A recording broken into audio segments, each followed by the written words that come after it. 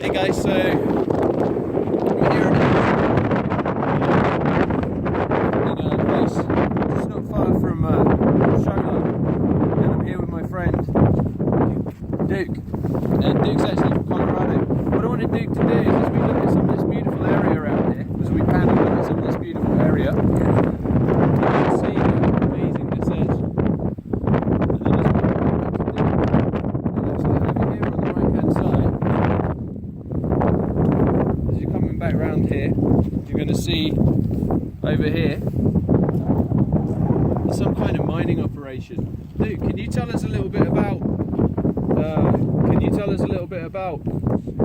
this mine and what's happening with this land here? Well, you're looking at the magma mine, Rio Tinto's the magma mine.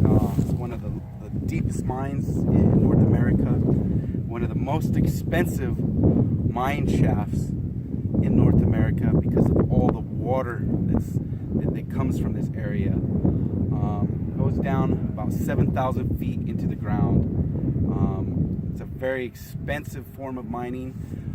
So the proposed legislation for a land exchange that will take all this land that you just saw will become the largest open pit mine in North America.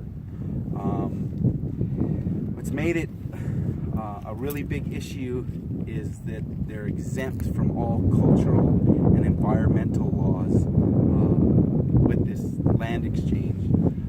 So we have no recourse in the courts when it comes to destruction of cultural sites, burial grounds, this holy place, once ancestral homeland to the Apache, and any kind of environmental damage.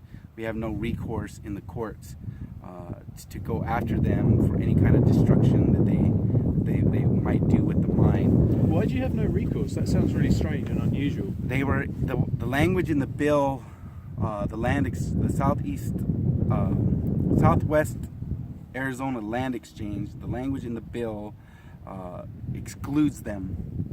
They've been given exemptions from the law. So they're setting precedent to open up all federal public land now to privatization for exploitation of the minerals, the timber, the oil, the gas.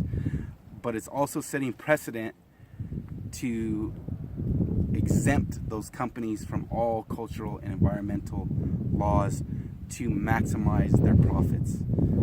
This mine here is very expensive to run. What they're proposing here is blockade mining, the most destructive mining that there is.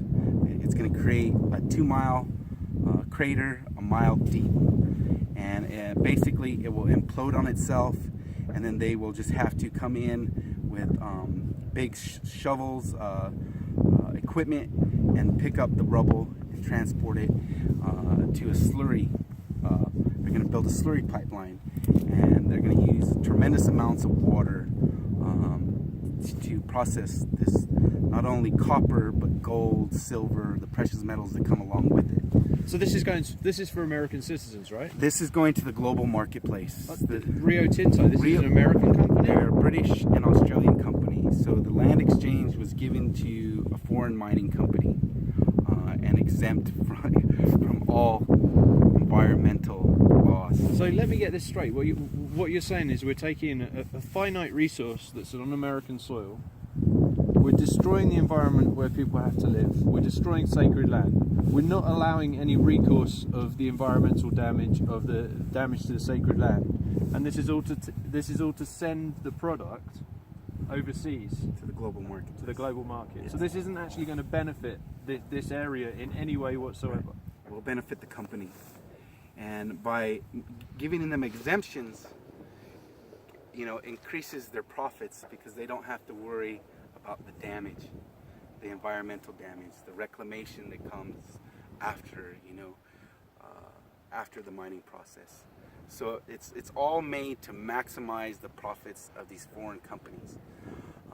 The other way we look at it here, from a spiritual aspect, in the whole, the sacred land here this was ancestral homeland to the Apache, and we're here in a spiritual camp that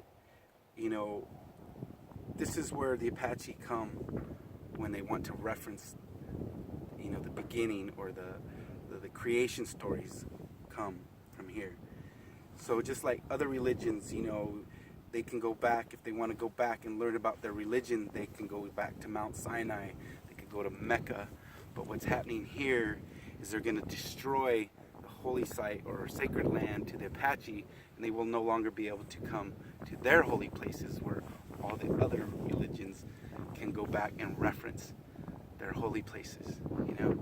So that's on the spiritual side or the cultural side here. Not only, you know, not only the environmental impact, but, you know, the historical, cultural significance to the Apache people, you know, is also going to go into this big crater, you know. Just be lost forever. Be lost forever, you know. One of the other things we don't really talk about is they're going after copper here, and the, you know, if you look into copper, copper cleans water.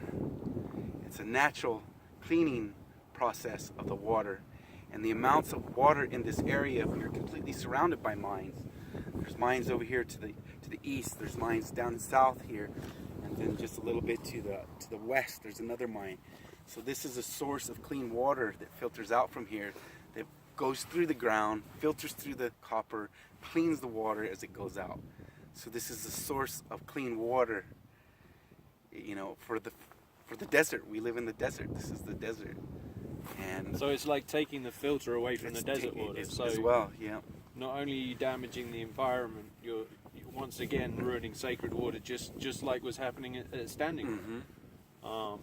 Perfect. What we'll do, why don't we take a walk down to the spring and you can show us some of the source of the water. The impacts, yeah, the current impacts that are hitting, you know, the mining process. We'll be able to catch some drills that are out here. There's about 6 drills that are out here testing the water flow. They're doing all the hydrology testing to see the water flow, because there is so much water here that when they create this pit, if they don't control the water, it will fill up. So they're looking at rechanneling water and pumping water to different areas, and you'll see that out here as we walk through here. There's black piping all through the area that they're moving water around. And about 2 months ago, we came down to the springs here and noticed that they were dried up.